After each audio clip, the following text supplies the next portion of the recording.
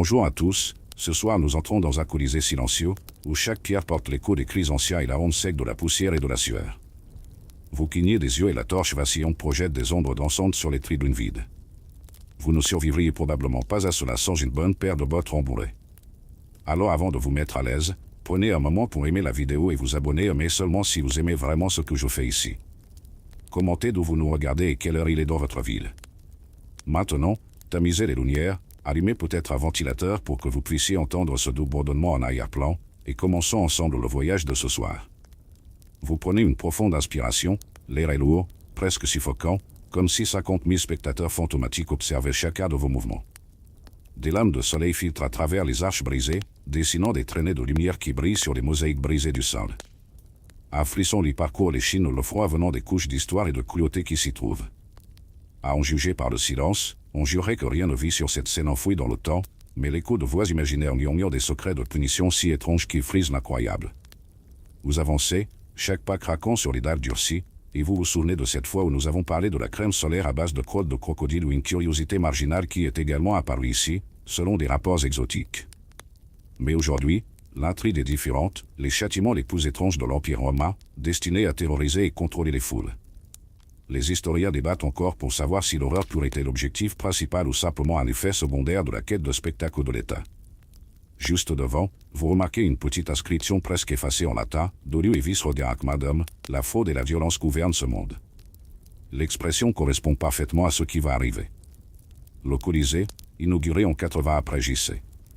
sous l'empereur Titus, pouvait autrefois accueillir jusqu'à 50 000 spectateurs lors de séances semblantes de gladiateurs et de condamnés à mort, un fait historique majeur qui fait battre votre cœur plus vite. Aujourd'hui, vous vous promenez dans ces ruines comme si vous vous promeniez dans un musée vivant, mais sachez que derrière la poussière, il y a une traînée cachée d'horreur que le peuple romain a applaudi avec ferveur. Alors que vous suivez le couloir menant à l'arène, votre pouce accélère. Imaginez, si vous le pouvez, le sol trempé de sang, les chaînes traînant des corps affamés, les cris noyés par le rugissement du public. Il est difficile de concilier cette cruauté avec les toches élégantes et la grandeur architecturale que nous admirons tant dans les manuels scolaires. Les historiens se demandent encore si le peuple latin était davantage assoiffé de justice ou de simple divertissement sadique. Vous ressentez la tension, vous remarquez les marques de fouet sur les piliers et vous anticipez déjà ce que nous verrons dans la prochaine section sur la flagellation publique. Mais restez ferme. Vous avez survécu à l'épreuve du courage jusqu'à présent. L'air semble vibrer d'anticipation, et chaque centimètre de ce sol porte le souvenir de victimes qui n'ont peut-être jamais trouvé de nom à retenir. Et ici, sur cette scène pétrifiée, vous devenez témoin d'étranges héritages, hybrides de droit et de spectacle. Un frisson parcourt ses pieds nus sur le marbre froid, lui rappelant que même si ce sol est inerte depuis des siècles, la violence qui s'en dégage résonne encore dans les débats académiques sur le pouvoir et le spectacle.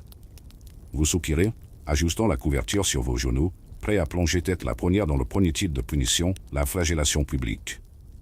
Mais d'abord, prenez une autre gorgée de votre boisson chaude et laissez le doux bruit du ventilateur vous bercer.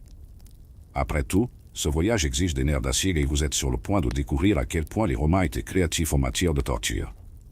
Vous êtes en équilibre sur le bord de l'arène improvisée, sentant le sable froid gratter vos chevilles tandis que le murmure palpitant de la foule semble pousser comme un cœur collectif. Devant lui, un forçat à moitié nu est attaché à un poteau de bois rongi par la rouille et le temps, le cuir tendu comme s'il savait déjà ce qu'il attendait. L'air est rempli d'un mélange de poussière, de sueur. Eh bien, de ce parfum terreau que vous avez pris pour de l'encens jusqu'à ce que vous réalisiez qu'il s'agissait simplement de boue séchée, vous vous souvenez de la crème solaire à base de crottes de crocodile? Eh bien, ce parfum est tout aussi subtil. Le juge lève son index, un geste si simple qu'il ressemble à peine à un signal. Commençons. Puis le bourreau apparaît, brandissant un flagrum, un fouet à plusieurs lanières de cuir en pointe métallique, capable de déchirer la chair avec la cruelle précision d'un scalpel. Vous avalez difficilement, sentant votre pouls trembler à un rythme irrégulier. Les historiens confirment que la flagellation publique faisait partie du code de droit romain dès le IIe siècle avant J.C., initialement proclamé dans la Lex Porcia pour punir les accusés non citoyens sans le luxe d'un procès complet. À mesure que le bourreau s'approche, vous remarquez chaque pulsation du vent soulevant de la poussière dorée dans la lumière incertaine du soir, un spectacle si plastique qu'il ferait un excellent filtre Instagram. Si Instagram avait existé à l'époque. Le premier coup brise le silence, un craquement sec, suivi d'un court gémissement. Vous sentez un battement dans votre poitrine, comme si une deuxième main invisible serrait vos côtes, et votre estomac fait une pirouette inopinée. La foule réagit, certains applaudissent, d'autres détournent le visage, Il y a ceux qui capturent tout cela dans leur tête pour le dire plus tard à leurs amis. « Mec, vous n'allez pas croire ce que j'ai vu au Colisée aujourd'hui. » Un rire nerveux s'échappe de vos lèvres. Détendez-vous, ce n'est pas comme un spa de bien-être, pensez-vous, mais au moins il n'y a pas de sauna de boue toxique ici. Le condamné se tord à chaque coup de fouet, et votre peau frissonne, vous rappelant que même si la punition cherchait à infliger une douleur maximale, elle n'allait pas jusqu'à la mort pure et simple, c'était généralement le cas. À la crucifixion ou à la damnatio ad bestia. Les historiens débattent encore pour savoir si l'objectif principal était de dissuader le crime ou simplement de nourrir le goût populaire pour la violence débridée. Alors que le bourreau ajuste le manche du flagrum, vous remarquez quelque chose de curieux dans un coin de l'arène, un petit hôtel improvisé, avec des herbes aromatiques et une branche de laurier.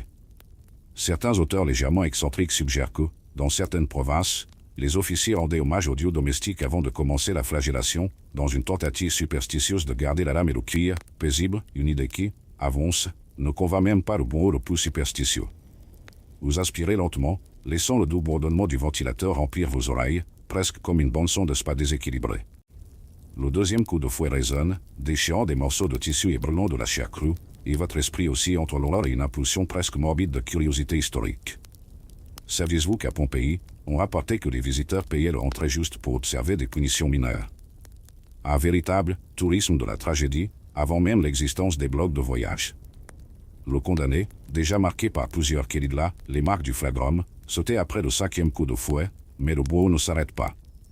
C'est presque comme regarder une très longue série télévisée où chaque épisode est plus brutal que le précédent, vous ne pouvez pas le quitter des yeux, même si vous êtes sûr que vous le regretterez plus tard. 3 blagues légères vous viennent à l'esprit. Qui aurait cru que les sifflets à esprit romain utilisaient des fouets au lieu de cloches?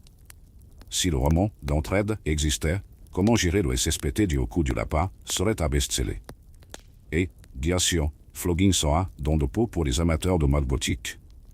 Lorsque le bourreau donne enfin le signal d'arrêt, le condamné peut à peine se tenir debout, son corps tout entier est un tapis rouge vif. La foule applaudit, comme par réflexe, et applaudit le spectacle de la douleur, comme s'il s'agissait d'une performance d'acrobatie maritime, mais sans la partie des dauphins. Vous ressentez une oppression dans la poitrine, vous rappelant que malgré le ton sarcastique que vous essayez de maintenir, ce qui se passe est de la pure terreur. Et pourtant, le public continue de parler de qui gagnerait un combat de coq parce qu'après tout, la vie continue, même quand quelqu'un est sur le point de mourir pour une dose de justice. Vous reprenez votre souffle, appuyé contre une bouche abandonnée près de l'entrée de l'arène. Le sable sous vos pieds vibre encore des derniers coups de fouet. C'est un moment de réflexion rapide, la flagellation publique était perçue comme une mesure corrective et exemplaire, mais elle suscitait également la compassion chez les spectateurs plus légers. Les historiens se demandent encore si le flagrant représentait un équilibre entre punition physique et spectacle moral, la foule ressent-elle des remords ou simplement une soif de divertissement? Alors que vous vous éloignez, sentant le cuir repousser la sueur qui coule sur vos tempes, vous remarquez une tache sombre dans un coin, peut-être du vieux sang, peut-être de la boue, ou juste une ombre. Vous soupirez, ajustez la couverture sur vos jambes et vous préparez pour la prochaine étape de cette tournée macabre, la damnatio ad bestia, où les griffes et les crocs remplacent le flagrum.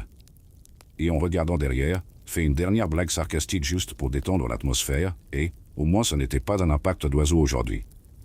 Vous vous souvenez de ça, vu de là-bas? Vous vous approchez d'un portail en fer renforcé, où le craquement mystérieux fait ramper la peau de vos bras et ce n'est pas seulement à cause du froid. À l'intérieur, 13 bêtes affamées rugissent d'une voix basse qui semble faire vibrer vos tympans, comme une ligne de basse ASMR sans fin. Vous poussez un soupir retenu, repoussez une mèche de cheveux coulée à votre front et pensez, au moins, ce n'est pas encore un sauna de boue toxique. Alors rappelez-vous la dernière fois où nous avons vu des fouets voler, ce flagrant mortel qui a laissé tout le monde sous le choc. Désormais, les armes sont les griffes, les crocs et les instincts sauvages. Tout d'abord, un fait historique majeur, la damnatio ad bestia est devenue partie intégrante des spectacles romains dès le IIe siècle après JC, devenant un élément central de la programmation du Colisée et des amphithéâtres provinciaux pour punir les criminels, les prisonniers de guerre et les chrétiens. De nombreux rapports indiquent que Custodius, le célèbre éditeur d'arènes d'Alexandrie, a forgé des spectacles spécifiques pour les lions africains nés d'Égypte. Les historiens débattent encore de la question de savoir si l'objectif était purement la vengeance ou une méthode de contrôle social par la terreur publique. Vous regardez, fasciné et terrifié, l'exécuteur donnait l'ordre. Une lourde grille métallique coulisse sur le côté, révélant un paysage beau où chaque pas pourrait être le dernier de quelqu'un. Les bêtes sont diverses, des panthères ont un regard ravissant, des ours immenses dont le rugissement fait trembler le sol, voire des tigres cosmopolites importés d'Asie mineure, c'est du moins ce que disent les chroniqueurs les plus dramatiques. Vous avalez difficilement et votre gorge ressemble à un désert. 3 blagues légères vous viennent à l'esprit, juste pour détendre l'atmosphère. A. J'espère que personne n'a oublié le popcorn. 2. Est-ce qu'ils vendent de la glace par ici? Et 3. Quelqu'un a-t-il pensé à prendre une collation avant le rugissement final?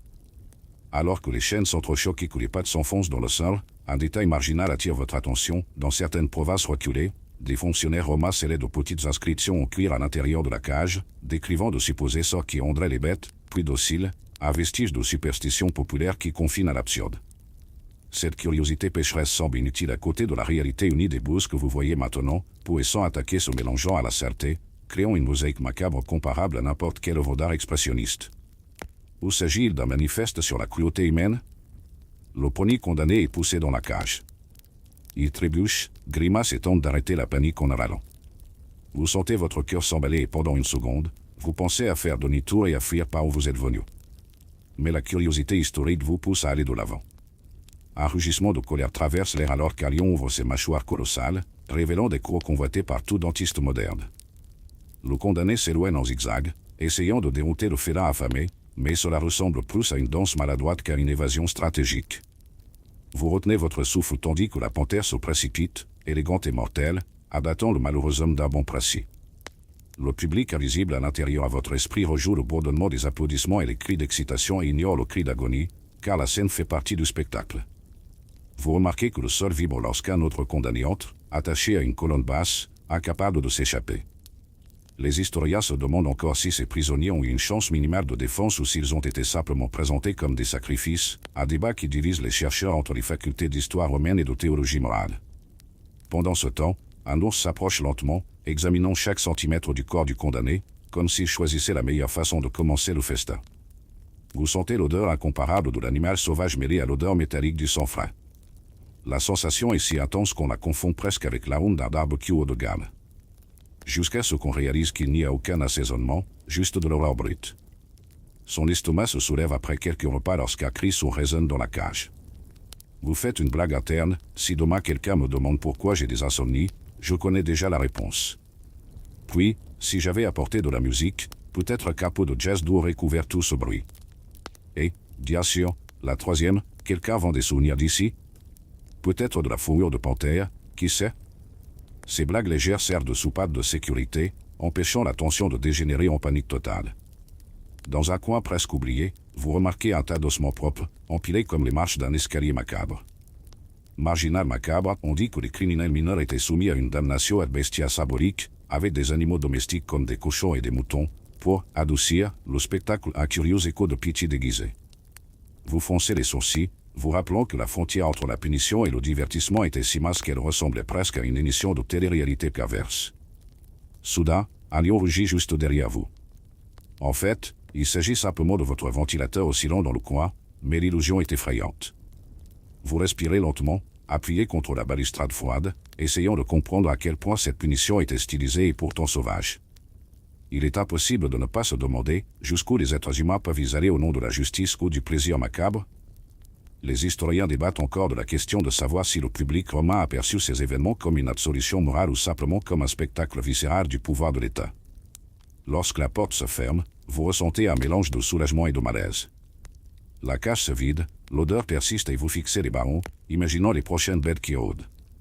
Vous prenez une gorgée de votre boisson chaude, laissez le doux bourdonnement du ventilateur embrasser vos pensées et vous préparez au prochain acte d'horreur, la crucifixion impitoyable, où la croix est à la fois un instrument de torture et un symbole de peur collective. Après tout, le spectacle continue et toi, mon ami, tu es toujours dans le public. Vous avancez dans un couloir étroit, où l'odeur âcre de la ferraille se mêle à la poussière crayeuse qui clapote sous vos pieds. Chaque pas résonne, comme si les murex même murmuraient les secrets d'une douleur ancienne. Devant vous, vous voyez la silhouette solitaire d'un condamné debout contre une croix grossière en bois d'olivier, les branches encore humides se balançant légèrement dans la brise, comme des doigts affamés à la recherche de chair. Vous avalez difficilement et pensez, au moins, je n'aurai pas à monter ça dans Final Cut pour plus tard. Le lot au marteau est dans la main de l'officier romain, brillant au soleil couchant. Il tient un clou en fer forgé, le genre dont la tête est suffisamment large pour l'empêcher de baisser mais suffisamment pointue pour percer l'os. Les historiens confirment qu'à partir du 1er siècle après J.C., la crucifixion est devenue une méthode officiellement sanctionnée pour les esclaves et les rebelles, utilisée en masse par Pilate en Judée et dans plusieurs rébellions d'esclaves, comme celle de Spartacus en 73 avant JC. Fait historique dominant. Les historiens débattent encore pour savoir si la crucifixion était avant tout destinée à être une punition exemplaire ou plutôt une forme d'exécution lente visant à maximiser la terreur publique. Vous sentez le vent changer lorsque l'interprète lève le marteau. Le condamné serre les dents, les yeux mi-clos, tandis que l'officier vise son poignet. Le bruit métallique résonne à travers la scène, et un bruit sourd et sec annonce le coup perçant la chair. Vous sentez la réverbération dans votre estomac, comme si le son essayait de s'échapper par votre épiglotte. 3 pensées ludiques vous viennent à l'esprit. Je devrais peut-être vérifier mon assurance vie avant de quitter la maison. Je me demande si le gars qui a inventé cette croix aimait la menuiserie ou la torture. Si j'avais un sponsoring de coussins, il serait parfait pour amortir cet impact. Alors que le condamné est hissé, le grassement des cordes crépite comme une araignée dansant sur ses toiles. La croix repose sur un support en pierre, encastré dans le sol comme un totem d'agonie. Détail curieux et marginal, certains manuscrits apocryphes suggèrent que certains bourreaux, chrétiens secrètement pieux, onnaient le bois d'huile parfumé avant de le fixer, pour tenter d'épargner au condamné l'odeur insupportable de la sève brute ou une fantaisie aussi douce que controversée. Vous levez les yeux et remarquez que le corps se balance légèrement, les pieds fermement cloués avec un autre clou, forçant le condamné à retenir son souffle dans une agonie permanente. La brise porte le bruit lointain du martèlement des ouvriers du bâtiment. Les ingénieurs romains agrandissent constamment les structures pour accueillir davantage de spectateurs. Vous prenez une grande inspiration, sentez la résine et la terre sèche, et vous vous souvenez de l'époque où l'on parlait dans la salle de bain du genre « Que diriez-vous d'un tutoriel DIY pour des croix portables ?» 3 blagues fusent, le crossfit est moins douloureux maintenant. Les mots croisés seraient plus faciles que ce puzzle douloureux. Est-ce qu'ils vont dire « Je suis un martyr pour la première fois », comme souvenir? La respiration du condamné devient courte, chaque mouvement arrache le cou avec un grincement angoissant, alimentant une danse de douleur qui semble durer des heures, même si ce n'est que quelques minutes. La foule invisible qui vous entoure murmure sur des tons allant de l'étonnement aux applaudissements retenus. Vous sentez votre peau picoter, comme si vous étiez celui qui était enfoncé par des clous en une empathie involontaire si forte qu'elle vous fait presque détourner le regard. Les historiens débattent encore de la question de savoir si les victimes recevaient de l'alcool mélangé à de la myrrhe avant d'être clouées, une supposée anesthésie médiévale, mais les preuves archéologiques ne sont toujours pas concluantes. Dans un coin, on peut voir un petit bol de vin dilué, laissé au pied de la croix ou peut-être une offrande de pitié, peut-être une partie d'un rituel de compassion mal compris. Vous froncez les sourcils, vous rappelant que les mêmes personnes qui louaient la discipline militaire pouvaient, en un instant, atteindre la dernière gorgée d'humanité. La crucifixion continue son cours, chaque jade est étranglé par sa propre dralité, tandis que le condamné peine à parler, brûlant ses propres cordes vocales avec des mots qui n'atteignent pas ses oreilles. Vous retenez votre souffle, écoutant le grincement des clous et le crépitement de la myrrhe brûlante. Dans un élan pour apaiser la tension, vous imaginez une bande sonore, peut-être un ASMR de feuilles sèches, quelque chose pour adoucir la brutalité. Lorsque l'officier donne enfin le signal final, le corps est laissé à l'abandon, rappel silencieux du pouvoir et de la douleur. Vous faites un pas en arrière, sentant votre poitrine se serrer, mais vous gardez un ton sarcastique, et bien, au moins, nous n'avons pas eu de barbecue de panthère aujourd'hui et pas encore. Son esprit anticipe déjà le prochain acte de terreur, le sac de malédiction, ou la loi le punit dans un sac, mais c'est un sujet pour plus tard. Vous soupirez, ajustez la couverture et laissez le doux bourdonnement du ventilateur vous emporter un instant. La croix solitaire se détache sur le ciel rouge, marque silencieuse d'un système qui a voulu graver ses règles sur la chair. Les historiens débattent encore de la mesure dans laquelle le symbolisme religieux ultérieur a déformé la nature initialement prophylactique de cette punition impériale.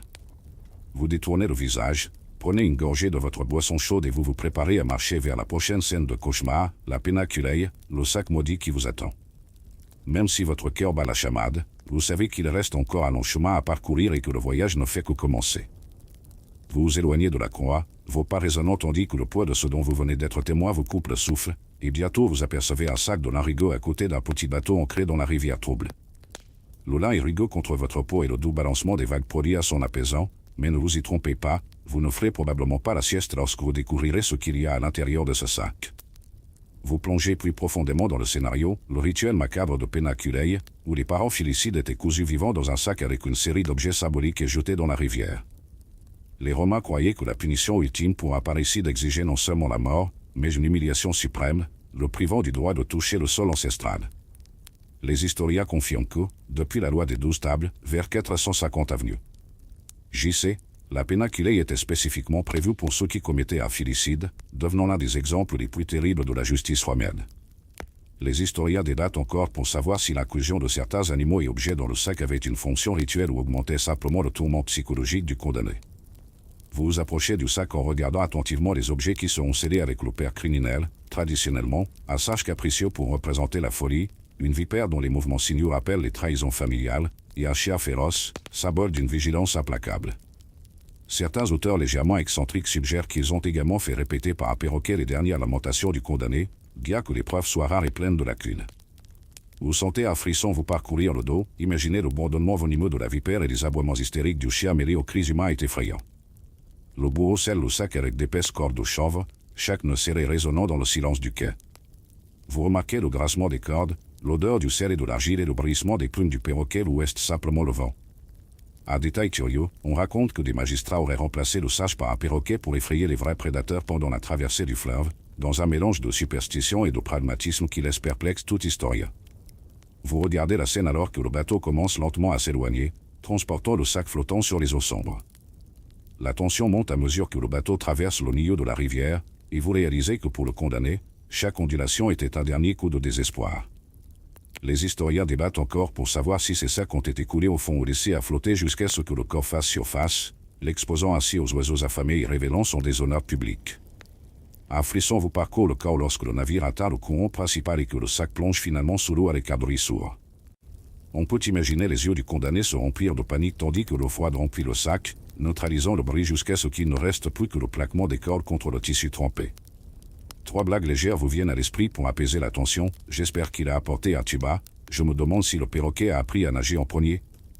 Et c'est la pire chute de bateau de l'histoire. En regardant les rames aller et venir, on se souvient que dans certaines provinces pauvres, la rivière était remplacée par un puits profond, où personne n'osait descendre pour récupérer le sac, laissant le condamné piégé dans un tombeau hydraulique. Une touche sombre et marginale qui fait frissonner. Vous prenez une profonde inspiration, repoussant l'image des voix étouffées sous l'eau, et sentez le doux bourdonnement du ventilateur revenir au centre de vos sens. Vous vous éloignez du bateau, ajustez la couverture et laissez le bruit régulier du ventilateur prendre le dessus sur vos préoccupations momentanées. La nuit est encore jeune et le voyage à travers les étranges punitions de l'homme continue. Devant vous, le prochain acte vous attend, la décimation militaire, là où la cohésion même de l'armée entre dans le champ de la terreur systémique. Préparez-vous, car la discipline romaine est implacable et vous commencez à ressentir des frissons dans le dos. Vous traversez un champ ravagé, où l'herbe desséchée craque sous vos pieds comme des dents fatiguées, et où le vent transporte des odeurs d'argile humide et d'eau fer, rappelant les spectacles passés dont vous avez été témoin vous souvenant du flagrum et du sac de lin se balançant au-dessus de la rivière, ce rituel morbide de la pénaculae. Devant lui, des lignes maladroites de légionnaires se forment. Un visage sur 10 pâlit tandis que le chef lève la main et compte à voix haute, 1, 2, 3. Vous vous murmurez, je me demande s'ils ont utilisé de la crème solaire à base de crottes de crocodile aujourd'hui. Mais il n'y a pas de temps pour cela, car la décimation est sur le point de commencer. L'histoire raconte qu'à partir du 1er siècle avant JC, des généraux comme Marcus Licinius Crassus ont eu recours à la décimation pour rétablir la discipline dans des unités entières après des rébellions et des désertions pendant les guerres civiles, un fait historique courant qui fait froid dans le dos. Pour chaque 10e soldat sélectionné, le reste du groupe manie des gourdins ou des lances improvisées et exécute les lieux, dans un spectacle mêlant par collective et auto-exécration.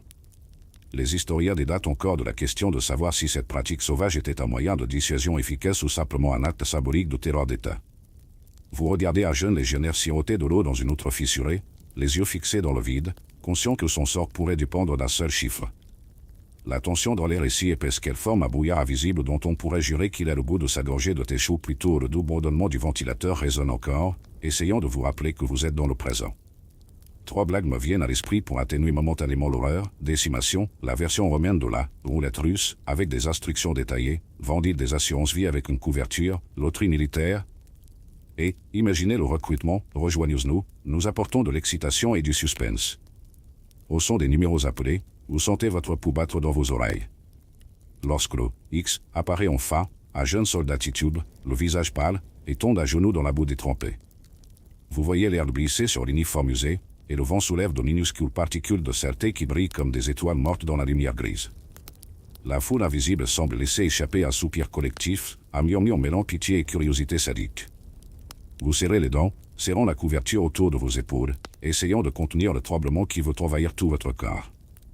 Alors que le groupe choisit des bâtons et des lances improvisées, On remarque un détail marginal, dans certaines légions loin des frontières, on disait que les officiers remplaçaient les bâtons par des branches d'olivier, dans une ironie macabre qui honorait la tradition romaine. D'autres ont opté pour des armes anciennes récupérées sur des armes de désertion pour accentuer le symbolisme de la punition. C'est un curieux écho de pitié déguisé qui vous fait froncer les sourcils. Les historiens continuent, on peut se demander si ces variantes régionales représentaient une tentative d'atténuer la cruauté ou simplement une terreur psychologique accrue. Le jeune homme choisi soupire profondément, fixant la poignée de collègues penchés sur lui, chacun avec une expression partagée entre la répulsion et le devoir.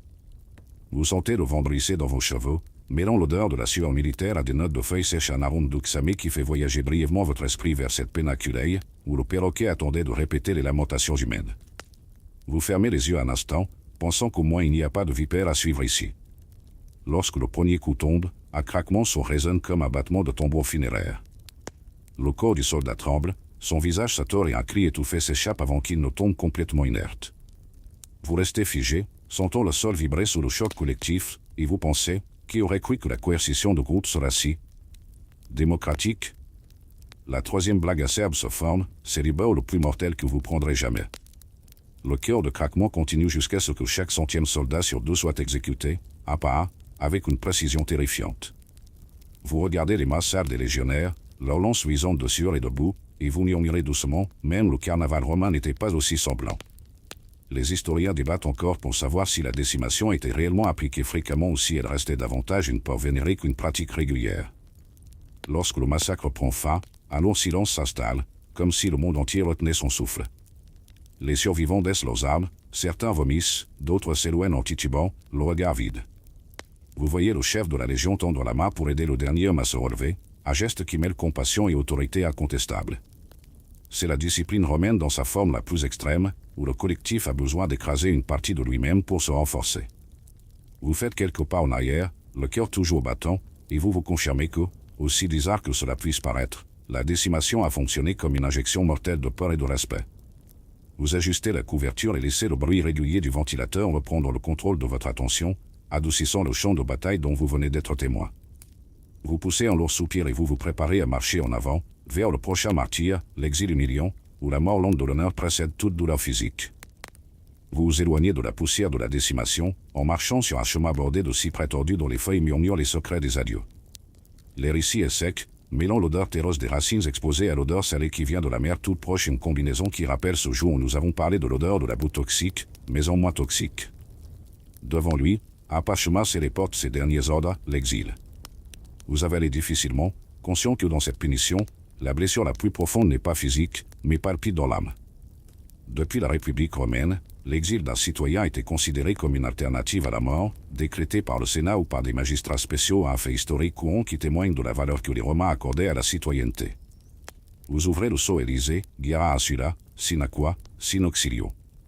L'Illégéenne de Diaon, connue pour abriter des condamnés politiques, offre avant mordant, des sources rares et rien d'autre que des rochers acérés pour compagnie. Les historiens débattent encore de la question de savoir si l'exil avait pour but de réutiliser la mare dans les limites de l'Empire ou simplement de punir un isolement extrême.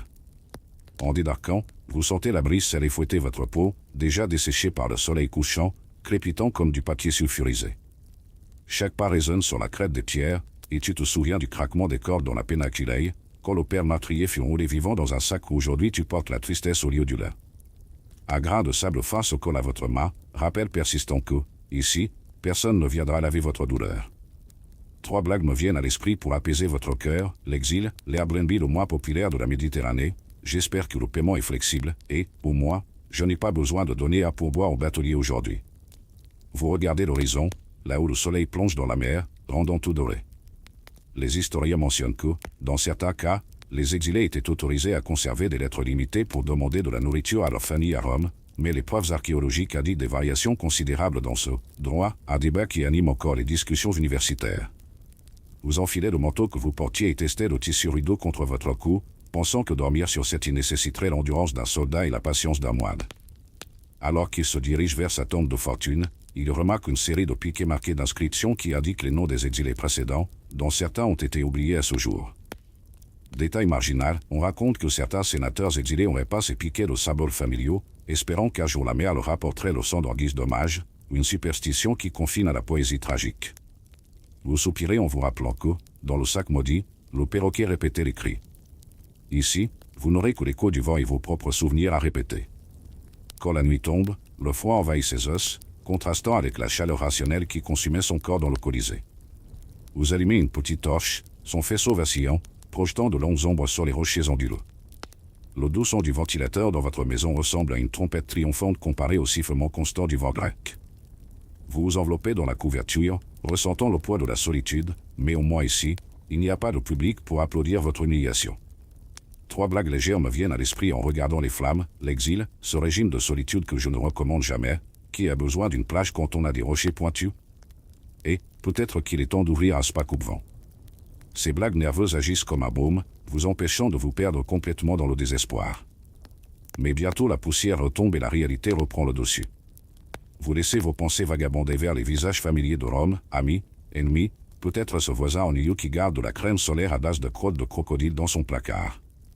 Les historiens débattent encore pour savoir si l'exil a favorisé un véritable repentir ou s'il a simplement alimenté le ressentiment loin des couloirs du pouvoir. Vous vous demandez quel serait le poids le plus lourd, la chaîne de fer à votre poignet ou la chaîne invisible de l'ostracisme. Dans le silence glacial, vous fermez les yeux et essayez de vous souvenir de la chaleur lointaine du Colisée, des cris étouffés par le rugissement des bêtes, des craquements des fouets et du claquement des clous. Chaque souvenir semble être un fragment d'un mauvais rêve qui persiste à se répéter. Vous respirez lentement, sentant votre cœur battre au rythme régulier du ventilateur, un doux rappel que peu importe la distance qui vous sépare, vous vivez toujours dans le présent. Alors que la lune émerge de derrière les nuages, baignant le camp d'argent spectral, vous prenez une gorgée de votre boisson thermiquement ralentie, laissant les goûts sucrés et amers se mêler. Vous murmurez, presque pour vous-même, l'exil est une punition silencieuse où le public est son propre reflet dans l'obscurité. Les historiens dilatent encore pour savoir si cette forme de punition a créé des héros ou des martyrs politiques, mais vous savez qu'ici et maintenant, elle n'est qu'un invité indésirable dans votre propre vie. Vous ajustez la couverture autour de vos épaules, fermez les yeux et, tandis que le vent compose sa chanson monotone, vous vous préparez pour l'acte suivant, les bottes de fer à clous, où chaque pas est une danse de douleur.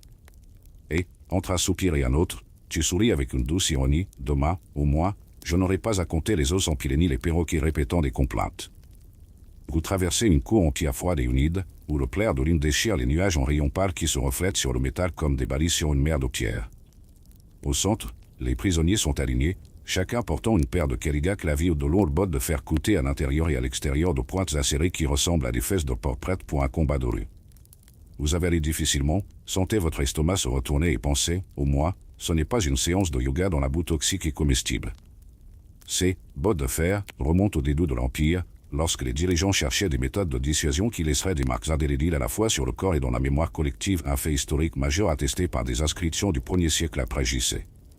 On trouve des mentions de prisonniers de guerre qui, après la défaite, furent contraints de marcher avec des chaussures à crampons jusqu'à ce qu'ils abandonnent la marche. Les historiens débattent encore pour savoir si l'intention était plutôt punitive ou si elle servait à délimiter le territoire, empêchant les fugitifs de revenir dans la ville. Vous regardez un homme boiter, traînant les pieds comme un fer à inertie, tandis que de petites gouttes de sang coulent sur la pierre et se mélangent à la mousse sur le sol. Les craquements métalliques résonnent comme des chaînes lointaines, et vous sentez les poils de vos bras se dresser, vous souvenant du son strident des cordes serrant le cèdre de la péninculaire.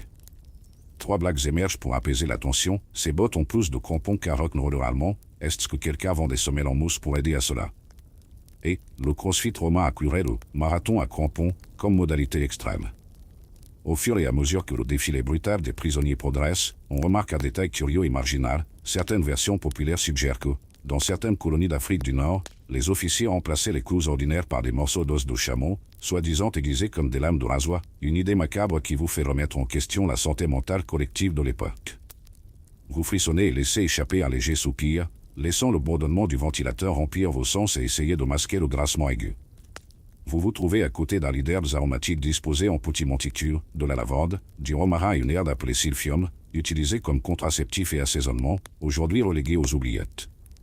Avant de mettre les bottes, le condamné était obligé de marcher sur ces herbes, dans un geste que certains marginalistes associent à une purification de la douleur, bien qu'il ne s'agisse que d'une superstition folklorique qui laisserait perplexe tout archéologue. Les historiens se demandent encore si ce rite de passage avait pour but d'apporter un certain réconfort symbolique ou simplement de renforcer la transition du statut de criminel à celui d'objet de spectacle. La première paire de bottes est placée au pied d'un cerf affranchi qui a abusé de sa position pour extorquer de l'argent. Le grincement des ongles perçant le cuir résonne comme une musique dissonante. Vous avez envie de fermer les yeux, mais vous restez immobile, observant chaque étape au ralenti dans votre esprit. Les bottes pèsent plus qu'une amphore pleine d'huile d'olive, ce qui oblige le prisonnier à se pencher en signe de révérence forcée. Son regard croise celui de l'homme, un mélange de désespoir et de résignation, un éclair qui traverse son esprit comme un rayon de réalité. Vous prenez du recul, ajustez la couverture et essayez de vous concentrer sur le parfum des herbes, qui oscille entre des notes douces et amères, un rappel sensoriel que le corps humain recherche du réconfort même dans les tiers moments. Souvenez-vous de votre exil sur l'île d'Odiaron, où le vent mordant se mêlait au sel de la mer et vous volait toute sensation de chaleur. Ici, c'est le métal froid qui domine chaque nerf. Alors que le condamné commence à marcher, on sent la tension monter. Chaque pas est un coup de poignard dans la voûte plantaire, chaque foulure de cheville un marathon d'agonie. Vous pensez, ce doit être le pire défilé de mode que la Fashion Week de Rome ait jamais vu. Et pourtant, il ne peut pas la quitter des yeux, la fascination morbide est un carburant aussi puissant que n'importe quelle flamme de torche dans le Colisée. Vous vous rapprochez pour mieux entendre le craquement. Le son est comme une conversation entre le métal et le cuir. Les bottes absorbent chaque goutte de sang, se transformant en une mosaïque cruelle qui pave le chemin du prisonnier. Les historiens débattent encore de la question de savoir si les inspecteurs militaires ont enregistré la durée exacte de la peine de chaque condamné ou une sorte de record d'endurance, qui, s'il était documenté, servirait d'avertissement officiel. Vous riez intérieurement, imaginez publier ceci dans les tabloïds romains, un homme tient 3 heures avec des bottes à crampons. Pendant ce temps, un officier verse lentement du vin rouge sur ses bottes, un liquide qui, selon certaines sources exotiques, aide à prévenir les infections et du moins c'est ce que prétendent les médecins militaires les plus charlatans. Cette salle de bain à vin ressemble davantage à une tentative de transformer la torture en rituel de vinification, une touche d'excentricité qui confine au comique et au tragique. Vous secouez la tête en pensant au nombre de sommeliers modernes qui aimeraient goûter ce maridage d'odeurs. Vous prenez du recul et inspirez profondément, laissant l'odeur du métal et du vin résonner dans votre palais imaginaire. Souvenez-vous de la flagellation publique, où la foule applaudissait les coups de fouet dans un spectacle presque chorégraphié. Il n'y a pas de public ici, mais la pratique a servi de leçon aux autres prisonniers, un public silencieux allié de peur. Le condamné hésite un instant, les visières tremblantes, avant d'avancer vers une ligne imaginaire tracée au sol. Chaque pas est une victoire contre la douleur, chaque tirage de la chaîne une conquête désespérée. Vous sentez votre propre cœur s'emballer, comme si vous marchiez, et vous lancez la 3e blague sarcastique, la prochaine fois que vous ferez de la marche urbaine, réfléchissez à 2 fois avant de vous plaindre de nos baskets confortables. Après quelques minutes de torture à pied, l'officier signale la fin du test. Les bottes sont retirées avec précaution chirurgicale, ou le plus près possible, compte tenu de l'état charnu qui s'accumule sur les lames. Vous regardez, nauséeux, la peau se découler en bande, révélant une chair fraîche, rose grisâtre, vibrante de douleur récente. Le condamné s'effondre, essoufflé, tandis qu'un autre se prépare à prendre sa place. La roue de la terreur tourne sans cesse. Vous reculez, sentez la couverture se resserrer contre vos genoux, et remarquez un éclair de compassion mêlé à la froideur nécessaire pour continuer. Les historiens débattent encore de la question de savoir si les prisonniers survivants ont été autorisés à recevoir une quelconque attention médicale, par la suite ou s'ils ont simplement été laissés saigner et guérir d'eux-mêmes, dans un autre acte de justice professionnelle. Vous laissez échapper un léger soupir en pensant au sac maudit et au bateau qui a glissé sur la rivière, maintenant apparemment lointain dans le passé. Vous prenez une gorgée de votre boisson chaude, laissez le doux bourdonnement du ventilateur reprendre le devant de la scène et vous vous préparez au prochain isolement public, l'infamie qui part des signes honteux pour exposer le visage du coupable. Après tout, le spectacle n'est pas encore terminé, et Rome trouve toujours de nouvelles façons de torturer où que ce soit le corps, l'âme ou la réputation. Vous vous éloignez des bottes ensanglantées et descendez une rue étroite de maisons délabrées, où le bruissement du feuillage se mêle au murmure des commérages des voisins. Devant lui se dresse le forum, non pas le majestueux centre commercial, mais l'espace où les condamnés recevaient leur étiquette de la honte, des tablettes publiques constellées de plaques de bronze dénonçant les crimes commis. Vous prenez une grande inspiration, sentez l'odeur amère de la rouille et de la poussière ancienne, et pensez, au moins, ce n'est pas de la boue toxique aujourd'hui. Juste de la honte. La pratique d'afficher des plaques d'infamie sur le forum remonte au 1er siècle avant J.C., lorsque Curtius Dentature reçut une inscription énumérant ses crimes de trahison, servant d'exemple à tout l'Empire, un fait historique majeur qui souligne la puissance symbolique de cette punition. Les historiens débattent encore pour savoir si l'objectif principal était la réhabilitation en forçant le condamné à reconnaître publiquement ses erreurs ou simplement un moyen de satisfaire la soif de scandale du peuple. Vous avancez jusqu'à la grande colonne où sont accrochées les tablettes et remarquez les inscriptions « Marcus Varinius, fraude dans les contrats militaires, confiscation de terres publiques, infamie Eternius ». L'encre noire contrastant avec le métal reflétant la lumière du soleil donne aux lettres une apparence vivante, tissant des conspirations dans votre esprit. 3 blagues émergent pour apaiser la tension. Je pense que ce type a besoin d'un bon rebranding. Qui a dit que la cancel culture était une invention moderne? Et, peut-être devrions-nous utiliser de vrais hashtags sur nos murs. En lisant, vous remarquerez un détail curieux. Dans certaines villes d'Asie mineure, les plaques étaient accompagnées de figures de cire représentant les condamnés dans une pose ridicule, portant des vêtements exagérés pour stimuler le ridicule populaire, un ajout marginal qui ressemble à un skin-off d'émission de télé-réalité. Vous riez intérieurement, imaginant la figure de cire posant comme un influenceur romain, tandis que vous sentez le doux bourdonnement du ventilateur s'élever au rythme de la bande sonore de votre voyage. Vous tendez la main pour toucher une des planches, mais vous hésitez lorsque vous réalisez que la surface est froide et rugueuse. Des sources anciennes affirment qu'à la fin de la journée, certains malfaiteurs étaient sommés d'embrasser le métal en signe de repentir, une humiliation rituelle qui laissait des marques physiques sur les lèvres, un détail qui fait froid dans le dos et vous fait vous demander jusqu'où allait la stigmatisation. Les historiens débattent encore pour savoir si ce baiser public faisait partie du rite d'expiation ou s'il s'agissait simplement d'une invention rhétorique de chroniqueurs moralistes. Le forum se remplit d'ombre tandis que les nuages couvrent le soleil, et vous voyez les passants pointer du doigt les plaques, faisant des commentaires à voix basse. Ce jugement collectif, silencieux mais implacable, blessa l'orgueil du condamné plus profondément que n'importe quelle blessure physique. Vous pensez, imaginez si nous avions un mur de la honte sur Twitter de nos jours. Attendez, nous l'avons déjà. La 3e blague apparaît, ces Romains étaient des pionniers du harcèlement numérique, il ne manquait plus qu'à like dans leur malheur. En parcourant l'espace, vous trouvez un marchand vendant de petites miniatures en bronze des tablettes, comme souvenir de la honte des autres. On dit qu'ils étaient populaires auprès des gladiateurs et des sages qui voulaient se souvenir de leçons de morale, une contradiction délicieuse qui rend tout secoue la tête avec incrédulité. Le débat académique est à nouveau en plein essor, ces souvenirs ont-ils transformé la punition en un artefact de tourisme émotionnel? Les historiens se demandent encore si le commerce de l'infamie a d'analyser ou renforcer le message punitif. Vous levez les yeux vers une silhouette debout à côté d'une statue de marbre, gardienne du sacré et du profane. La créature de pierre vous observe en silence, comme un juge impersonnel qui a vu des punitions de toutes sortes. Vous ressentez un frisson en vous souvenant du sac de malédiction flottant dans la rivière, des bêtes assoiffées dans l'amphithéâtre et même des bottes de fer qui contiennent le mercure de la torture. Chaque pas dans cette arène de dérision tisse un nouveau fragment dans la tapisserie de terreur qui traverse l'Empire. Vous prenez une grande inspiration et marchez vers la sortie du forum, sentant votre conscience pesée comme une toge mouillée.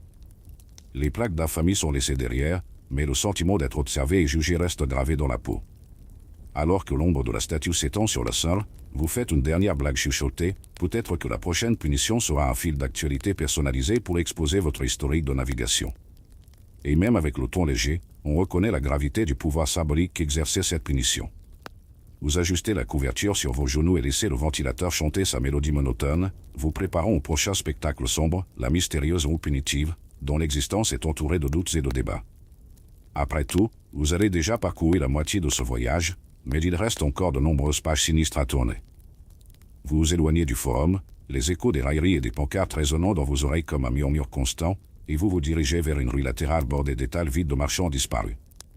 Au bout de l'allée se dresse une structure circulaire en bois teinté, semblable à une grande roue dans un parc, mais sans musique, sans rire, juste le grincement des essieux lubrifiés avec de la vieille huile et l'arôme piquant de la résine mélangée à la poussière.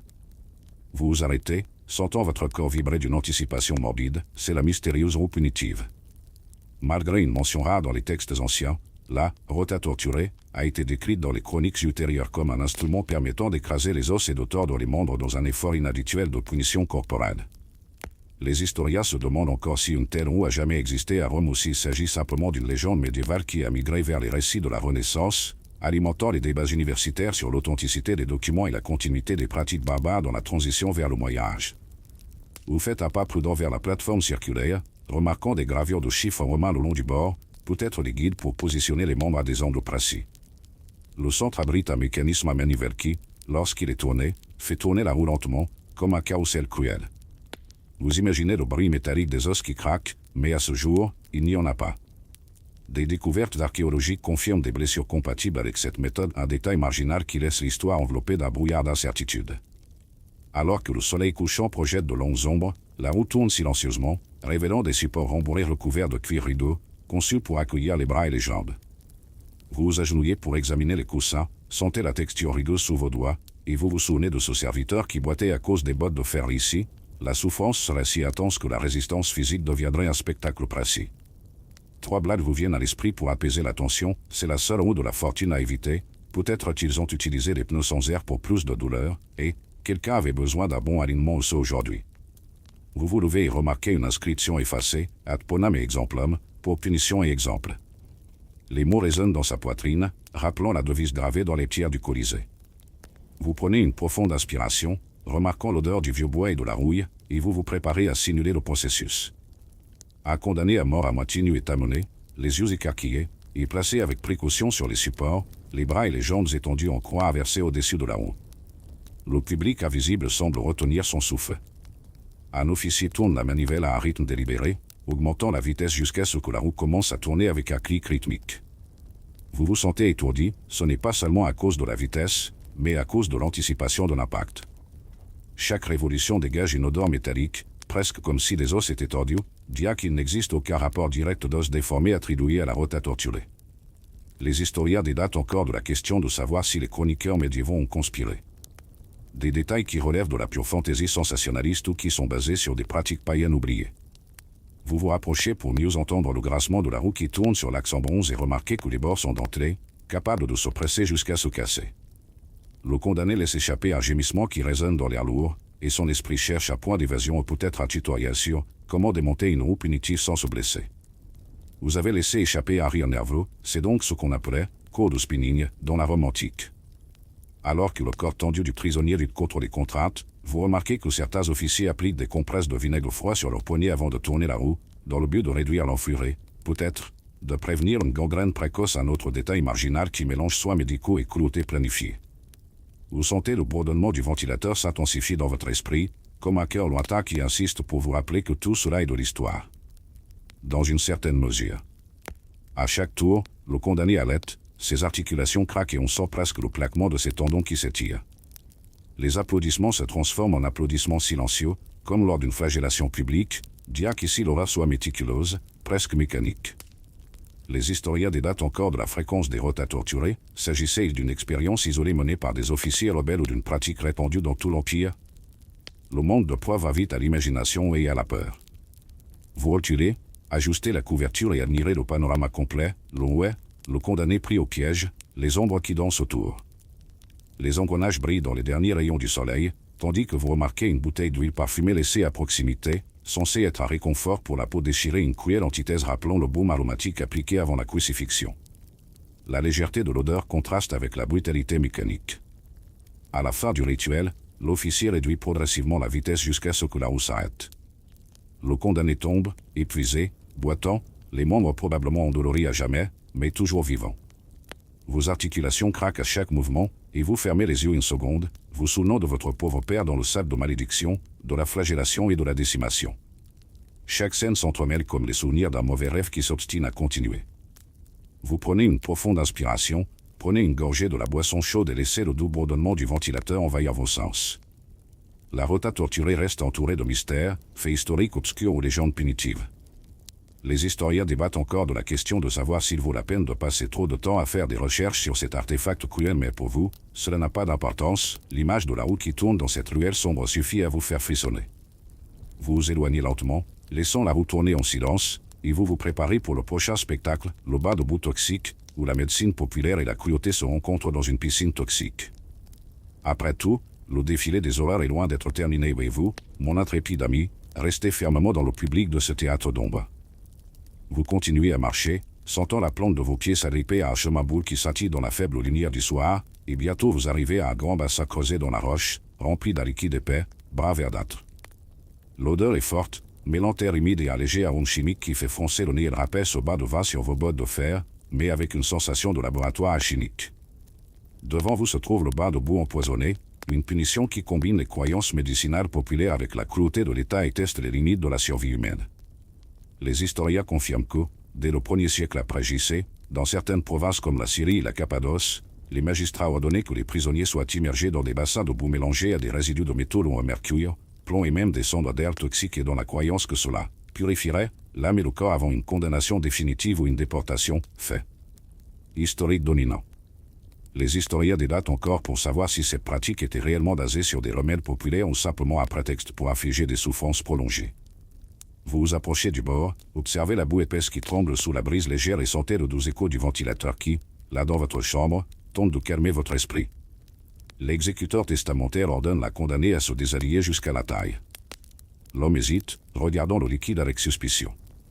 Vous remarquez la sueur sur son fond reflétant la dernière lumière du jour, comme de petites ampoules vacillant de peur.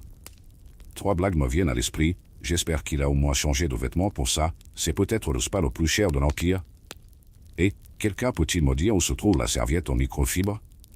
Alors que le condamné s'agenouille et plonge lentement, la boue recouvre sa poitrine et son cou, s'élevant en vagues régulières. Vous ressentez un frisson sensoriel, comme s'il y avait une bande sonore de doux éclatants sous la surface, un ASMR dégoûtant qui, curieusement, vous fait serrer la poitrine d'anticipation. Certains chroniqueurs légèrement excentriques affirment que, dans des cas plus extrêmes, ils le jetaient nu dans la boue, en y ajoutant des salicylates extraits d'herbes hallucinogènes, pour tester sa résistance mentale. Cette curiosité ressemble presque à de la fiction, mais elle laisse libre cours à votre imagination. Tandis que le condamné se déplace d'avant en arrière, essayant d'éviter le poids froid qui lui suce les muscles, on se souvient du détail des sels de plomb utilisés dans les peintures murales, que très peu de médecins reconnaissaient comme toxiques à l'époque.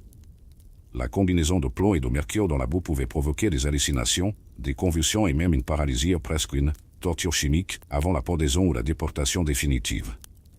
Les historiens se demandent encore si les magistrats étaient réellement au courant des risques toxiques ou s'ils ont utilisé l'ignorance populaire comme prétexte. Bras. Vous regardez les bulles d'air briser la surface et vous vous demandez si le condamné peut sentir le bord de la boue froide envahir chaque part. La chaleur de votre boisson chaude dans la pièce contraste avec le froid littéral de la scène. 3 blagues légères s'échappent, l'endroit parfait pour ceux qui veulent perdre du poids rapidement. Le régime debout, je ne peux qu'imaginer combien coûte ce traitement dans les spas contemporains, et, si c'était aujourd'hui, ce serait un contenu viral sur TikTok. Soudain, le condamné laisse échapper un gémissement sourd, posant une main sur son cou, comme s'il essayait d'empêcher un poison de remonter dans sa gorge. Vous sentez votre propre reflet trembler sur la surface sombre de la boue, vous souvenant de la roue de torture qui tournait dans cette ruelle sombre. La séquence d'horreur dont vous avez déjà été témoin fait que chaque nouvelle méthode semble plus insidieuse que la précédente. C'est comme si Rome participait à une compétition de cruauté, un spectacle qui confine à la légende et au cauchemar. Pendant ce temps, un assistant verse davantage de cendres de plantes étranges apportées d'outre-mer à Mandragore, Sidiou et même des fragments de feuilles de silphium dans le but d'augmenter le pouvoir purificateur. Vous froncez les sourcils, vous demandant s'il s'agissait d'une purification ou simplement d'une expérience de chimie folle. Les historiens remettent encore en question la crédibilité de ces récits, car beaucoup proviennent d'écrivains romains qui voulaient choquer le public grec avec les coutumes barbares de l'Empire. Le bourreau, muni d'un fer à longue tige, remue la boue d'un côté à l'autre, simulant un traitement, comme quelqu'un qui remue une marmite de ragoût et, à ce moment-là, la scène pourrait être un cours de cuisine macabre, si ce n'était du cri étouffé du prisonnier.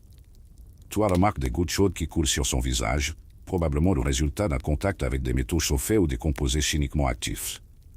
Votre estomac se noue tandis que vous essayez de suivre vos propres soupirs, bercés par le ventilateur.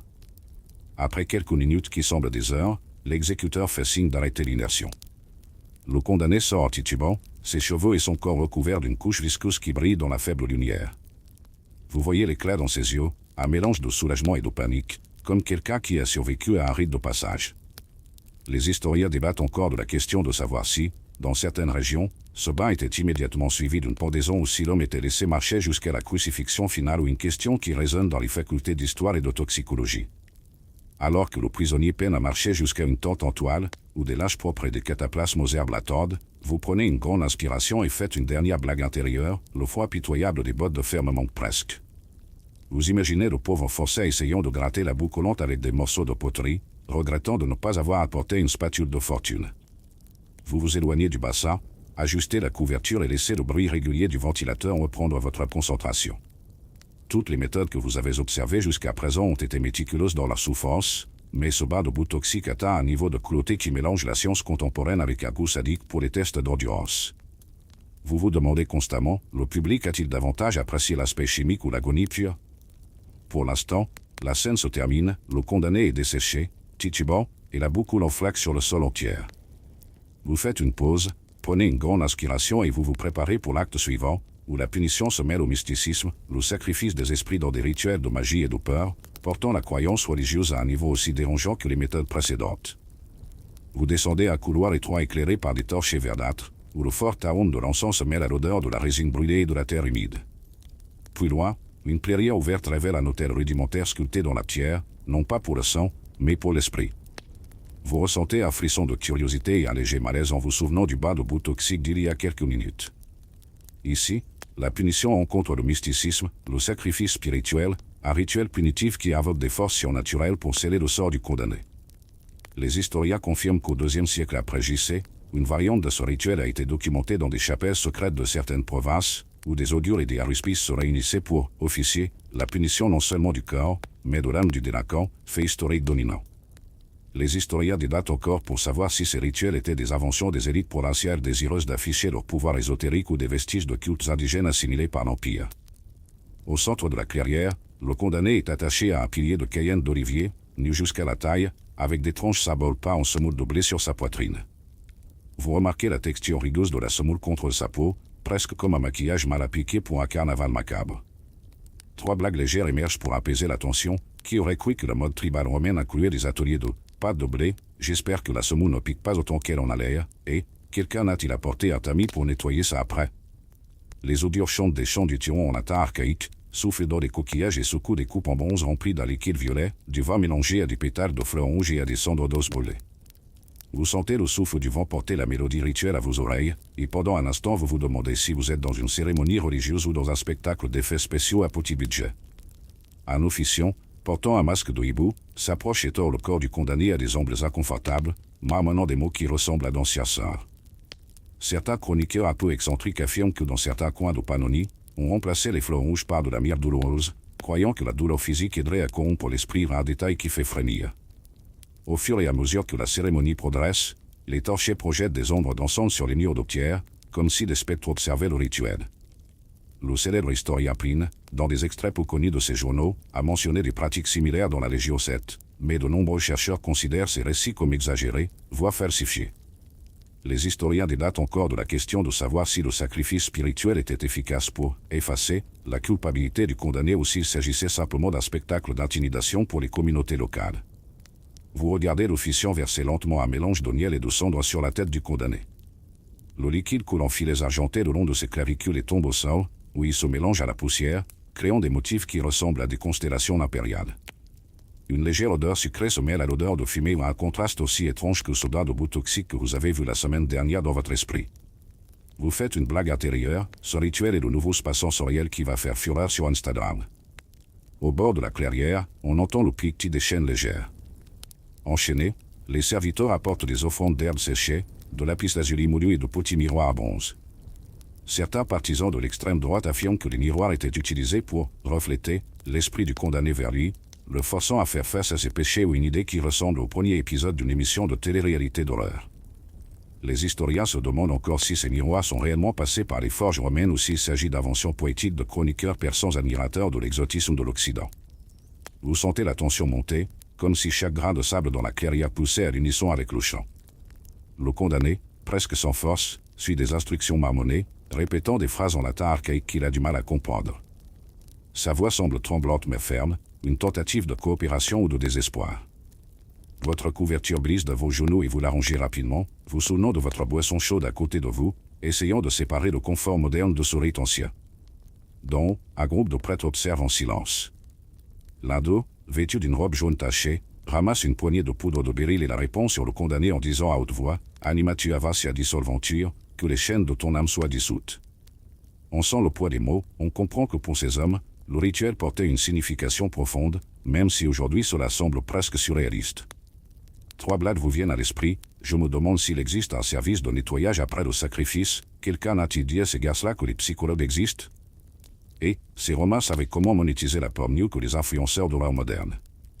Alors que le rituel atteint son apogée, les audures battent des tambours rustiques à un rythme rapide, et une fumée bleu-gris s'élève de l'autel, obscurcissant partiellement votre vision. Vous sentez l'odeur métallique dans l'air, comme si le soufre et la rosée se mêlaient, et votre propre souffle fait vibrer la poitrine du condamné en harmonie. À ce moment-là, on remarque le regard du prisonnier, un mélange de soulagement et de grimaces de douleur, comme si quelqu'un sentait son âme se déchirer, en même temps, l'espoir que quelque chose avait changé. Les historiens se demandent encore si cet état était le résultat d'une sorte de transe induite par les plantes ou d'une pure préparation psychologique. Dans un silence solennel, le rituel se termine par le bruit d'un conte que l'on ferme. L'écho résonne dans la clairière et, pendant un instant, on a l'impression que le monde entier retient son souffle. L'officier retire les liens, mais le condamné reste immobile, les paumes tournées vers le haut, comme s'il demandait grâce au vide. Vous ressentez un passement de compassion mêlé de fascination. Après tout, c'était un acte de punition, mais aussi une célébration de croyances anciennes. Vous reculez lentement, essuyant mentalement votre visage de la sueur et des résidus d'encens qui ont collé à votre peau. Vous ajustez la couverture, prenez une gorgée de votre thé chaud et écoutez le ventilateur jouer sa mélodie continue, vous rappelant que malgré tout le mysticisme, vous êtes toujours en sécurité dans votre lit. Devant lui, la clairière se vide, ne laissant que cendres et obus éparpillés sur le sol. Vous faites votre dernière blague chuchotée, j'espère qu'au moins à la fin, le gars a obtenu un certificat, oreiller d'âme. Avec cela, vous fermez un autre chapitre doré entre le corps et l'esprit, et vous vous préparez à avancer, vers l'étape suivante, la perte du statut à vie, où la réputation et les droits sont arrachés comme s'il s'agissait de traces de peau morte. Vous émergez des cendres et des obus, ressentant le poids invisible des yeux absents tandis que vous marchez dans un couloir de colonnes nues, chacune marquée des emblèmes de familles importantes qui ont été privées de leurs droits. L'air sent la pierre ancienne et le parchemin déchiré, comme si les lettres brûlées d'un décret résonnaient encore dans l'atmosphère. Devant lui, un héros officiel brandit un parchemin scellé dans le bronze, prêt à annoncer le sort d'un citoyen, la perte de statut à vie. Depuis l'aube de l'Empire, le Sénat accordait et retirait la citoyenneté et les honneurs par le biais de décrets publics, un fait historique majeur qui démontre la valeur inestimable de la dignité romaine.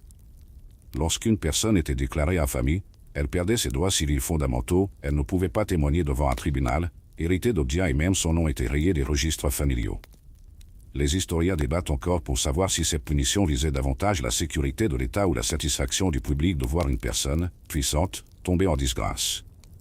Le héros déroule le parchemin et lit à haute voix, ex auctoritate senatur populi Romani, status veste privature et nomen in perpetuum ex aditur. Le son résonne sur les murs de marbre, résonnant comme un marteau sur une enclume. Vous sentez votre poitrine se serrer en imaginant le choc du condamné, un ancien sénateur dont la toge quittée brillait sur le forum. 3 blagues légères émergent pour atténuer l'impact. Perdre le statut à vie, c'est comme être annulé par sa mère au bon vieux temps. Imaginez perdre le Wi-Fi social romain. Et, peut-être que cela vaut la peine d'investir dans un VPN honneur. Au fur et à mesure que l'on ramasse le parchemin, on remarque encore des inscriptions marginales sur le mur, des noms barrés, des trous où des armoiries ont été détruites, des souvenirs de ceux qui ont été effacés de l'histoire. Certains récits légèrement excentriques mentionnent que dans certaines juridictions, l'infamie était tenue de porter une tunique violette noircie en signe permanent de honte, une version romaine du code vestimentaire punitif. Les historiens se demandent encore si ces tuniques ont existé ou si elles sont des métaphores littéraires de l'ostracisme social. L'ancien sénateur, devenu simple citoyen, voit son nom inscrit au seau de plomb, puis est escorté dehors, ses sandales souples remplacées par d'épaisses semelles de cuir, rappelant vaguement les Queridia clavi, mais sans clous, un symbole de descendance sociale plutôt que de douleur physique. Vous remarquez le contraste, il n'y a pas de sang, mais la blessure infligée à l'orgueil peut durer des générations. C'est un martyr de l'identité, une torture silencieuse qui résonne au sein de la famille. Vous avancez dans la galerie, où les bruits du forum romain semblent lointains, remplacés par des murmures de « Vous vous souvenez d'un tel, le grand général ?» Et « Qui aurait pensé que ça finirait comme ça ?» Chaque pas résonne comme un rappel que l'Empire peut construire des héros et tout aussi facilement les réduire en cendres de réputation. Vous ressentez un frisson dans l'estomac en vous souvenant du procès public des tablettes d'infamie, lorsque chaque mot gravé transperçait l'orgueil comme une fine lame. 3 blagues vous font rêver, statut à vie révoqué, service client indisponible, qui a besoin de LinkedIn quand on a des décrets sénatoriaux. Et, imaginez son CV, expérience, sénateur. Compétences, 0 sur vie sociale.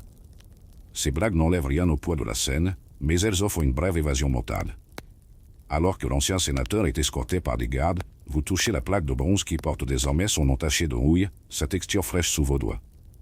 L'écho des pas accompagne son parcours, lui rappelant qu'après la perte de statut, toute la communauté s'éloigne et l'exilé social marche seul. Les historiens débattent encore de la question de savoir si ces châtiments avaient en réalité pour effet de dissuader les trahisons ou de créer des martyrs qui inspiraient les futurs conspirateurs. Vous reculez, ajustez la couverture sur vos épaules et prenez une gorgée de votre boisson chaude, laissant le doux bourdonnement du ventilateur reprendre le dessus sur vos sens. La perte des droits et de l'honneur s'est accomplie sans spectateur visible, mais l'étape invisible du jugement public est restée plus cruelle que n'importe quel on ou croit. Devant vous, Le prochain chapitre vous attend, des plumes exotiques, suffisamment bizarres pour défier la crédibilité, parmi des oiseaux primés et des récits d'une beauté choquante. Préparez-vous, car Rome réserve encore des surprises dignes d'un cauchemar sophistiqué. Vous sortez des couloirs de pierre, le bruit étouffé du ventilateur résonnant encore dans votre mémoire tandis que vous tombez sur une scène qui ressemble plus à un marché aux poissons qu'à une punition, des prisonniers couverts d'oiseaux plumés vivants et empilés sur leur corps.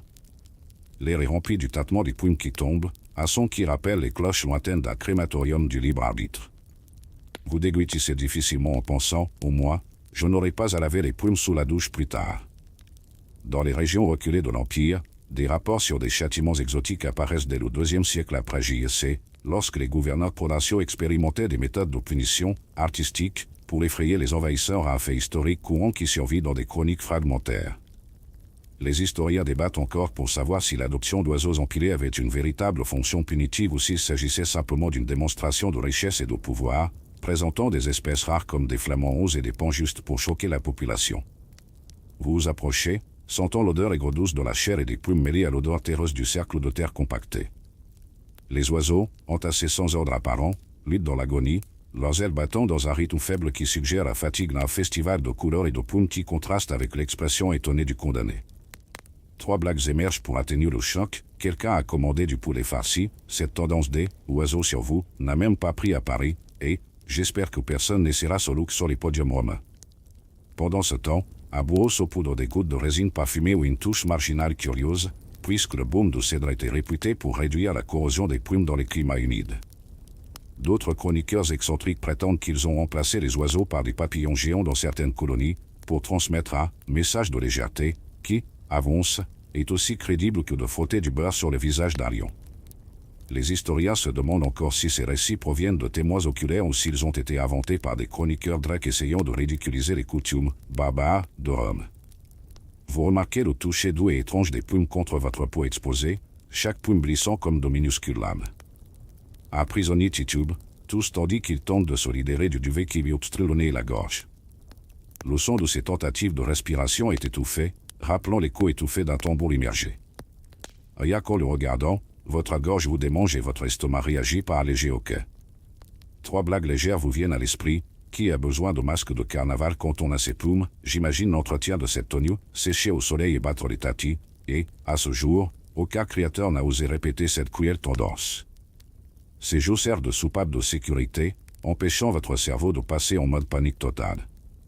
Détail historique curieux, dans certaines provinces de l'Est, on donnait aux punis des oiseaux de mer, dont le duvet sentait fortement les algues, pour symboliser l'impureté océanique.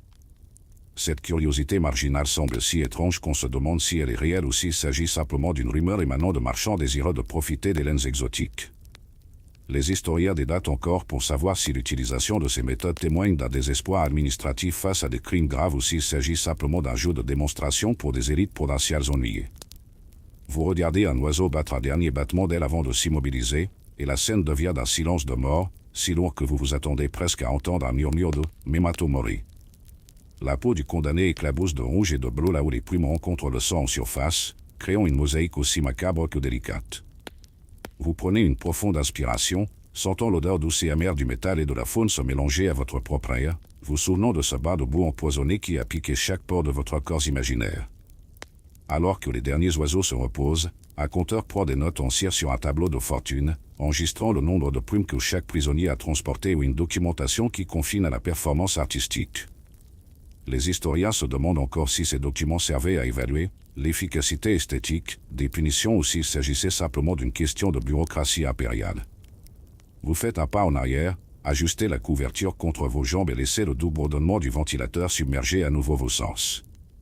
La percussion sourde des plumes qui tombent se mêle à une faible odeur de cire fondue. Chaque note résonne dans votre esprit comme un tambour funéraire. Vous vous demandez jusqu'où la cruauté humaine peut être sophistiquée au nom du pouvoir. À la sortie, un marchand vend des mini-répliques d'oiseaux en bronze empilés, promettant des souvenirs uniques à ceux qui ont survécu à des manifestations ou à des conflits politiques, un commerce qui transforme l'horreur en souvenir. 3 blagues finales se forment. Maintenant je comprends d'où viennent les jardinières décoratives, dommage qu'elles ne soient pas livrées avec un manuel d'instruction, et ce serait la tendance de Noël la plus semblante que j'ai jamais vue. Vous prenez une grande inspiration, Prenez une gorgée de votre boisson chaude et marchez vers le prochain et dernier acte macabre avant la fermeture, le garrot silencieux, où l'exécution a lieu sans fanfare, mettant fin au spectacle d'horreur avec un murmure de métal sur la chair. Vous entrez dans un couloir étroit éclairé uniquement par des torches vacillantes, où la lueur dansante projette des ombres qui semblent ramper sur les murs comme des prédateurs en maraude. Devant lui, un bourreau vêtu d'une cape sombre tient un instrument minutieux, le garrot. Vous déglutissez difficilement, vous souvenant des méthodes spectaculaires que vous avez déjà vues au drapeau, arbalète, roue, mais ici la douleur sera murmurée, pas claironnée. Historiquement, le garrot a été introduit dans les coulisses des punitions romaines dès le IIe siècle après J.C., utilisé pour punir les traîtres de Rouen dans des lieux privés, loin du regard du peuple d'un fait historique courant qui met en évidence la nature clandestine de cette exécution. Les historiens débattent encore de la question de savoir si cette méthode est apparue comme une alternative, plus rapide, ou simplement comme un moyen de préserver le secret et la dignité de l'État. Vous vous rapprochez et entendez le léger cliquetis de l'acier tandis que le bourreau ajuste le nœud coulant de métal et la corde enveloppée de cuir. La victime, agenouillée sur un épais tapis, a les mains menottées dans le dos. L'arrière du manche cède au froid de la structure en bois.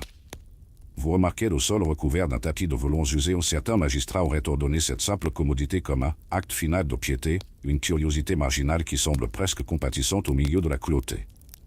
Le bourreau murmure des instructions au condamné, penche-toi en avant, garde la tête droite. La voix est douce, presque réconfortante, contrastant avec l'instrument aigu posé contre le manche exposé. 3 blagues légères vous viennent à l'esprit pour désamorcer la terreur, on dirait un câlin très serré, j'espère qu'il avait prévu une bonne coupe de cheveux avant ça, et c'est le seul que vous ne voulez pas apprendre sur YouTube. Vous sentez le pouls de l'air tandis que le bourreau tourne lentement la barre de fer, resserrant le nœud coulant contre l'artère carotide. Le condamné ferme les yeux, le visage tendu, tandis que le sifflement du câble grattant la corde résonne dans un rythme presque musical. Puis le nœud glisse, un mouvement précis qui comprime les artères jusqu'à ce que le cœur s'arrête. Les historiens se demandent encore si la pression était calculée pour provoquer une perte de conscience immédiate ou une mort progressive, permettant au bourreau d'entendre le dernier souffle du punisseur. Dans un coin discret, il remarque un vase avec des pétales de pavot et des ronces noires, un dépôt aromatique pour courir l'odeur métallique du sang, une pratique enregistrée dans des chroniques moins répandues. Cette touche de rituel olfactif cherchait à purifier l'environnement après l'exécution, confondant la terreur avec l'encens funéraire. C'est un contraste troublant, un parfum envoûtant contre le silence mortel du garrot.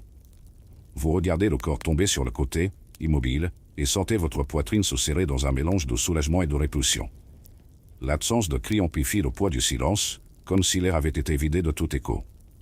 Vous murmurez à vous-même, même le public fantôme dans cette salle n'a pas entendu le dernier acte.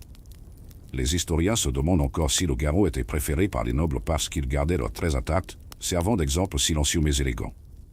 Tandis que le bourreau nettoie l'instrument, vous remarquez de minuscules gouttes de sang qui scintillent sous la flamme vacillante, un rappel que même dans la méthode la plus discrète, la mort laisse sa marque. Vous faites une dernière blague sarcastique, c'est la seule poignée de main qui me fait peur et me donne un 0. Puis il recule, ajuste la couverture et laisse le bourdonnement du ventilateur remplir le couloir vide. Vous prenez une profonde inspiration, sentez votre cœur ralentir et vous vous préparez à mettre fin au cycle des horreurs avec la douce clôture de ce voyage.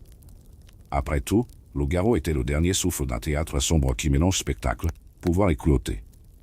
Maintenant, doucement, vous laissez le rythme ralentir. À chaque respiration, vous sentez votre corps se détendre, comme si l'obscurité du couloir elle-même se dissolvait en un voile doux.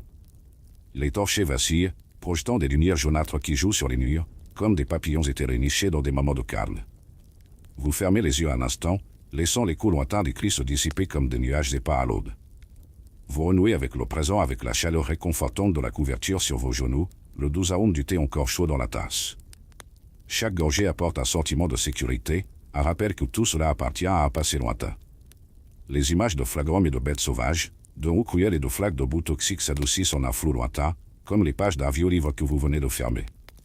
Sentez votre corps s'enfoncer plus profondément dans le confort du matelas tandis que le ventilateur émet un bourdonnement régulier, votre propre ASMR moderne. Laissez votre esprit absorber la sérénité du moment, laissant derrière lui le poids de chaque punition et de chaque douleur dont vous avez été témoin au cours de ce voyage. Des histoires si étranges et cruelles ont été écrites dans la pierre et le tissu, mais maintenant elles reposent, marquées uniquement par la mémoire. Imaginez une légère brise ou peut-être une brise printanière sur des collines oranges au crépuscule berçant vos pensées comme les notes finales d'une douce symphonie. Vous ressentez un doux soulagement, une promesse de tranquillité qui comble le vide laissé par les horreurs. Et tandis qu'il pousse un léger soupir, Il réalise que chaque ombre projetée par les torchers devient une subtile trace de réconfort. Maintenant, vous êtes prêt à dormir. Laissez les images se dissiper, laissez votre cœur retrouver son rythme calme et abandonnez-vous à la douce étreinte de la nuit. Bonne nuit, courageux spectateurs, et que vos rêves soient doux.